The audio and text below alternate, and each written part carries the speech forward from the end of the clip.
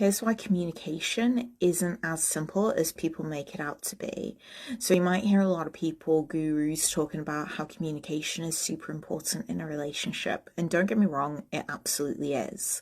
But the reason why people within a trauma bond really struggle to communicate is because of how the trauma bond has affected them on a subconscious level, but also how their brain ends up being rewired as a consequence of the trauma bond. So what happens is that you are constantly in a state of fight or flight. You are constantly on edge and feeling really stressed out. You are so apprehensive about how your partner is going to respond. And also you are dealing with real threat. It's not something that's made up in your mind, but actually it is something that is genuine in the situation. And it's genuine within you.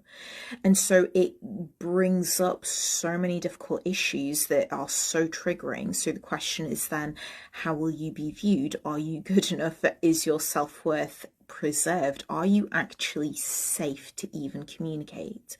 And the thing is that as much as people say, yeah, communicate what you need, set boundaries, and sure, all of that stuff, I'm not disputing it, but it's very difficult to implement if you haven't resolved the subconscious issues and rewired your brain so that you are able to relieve yourself of that hidden trauma.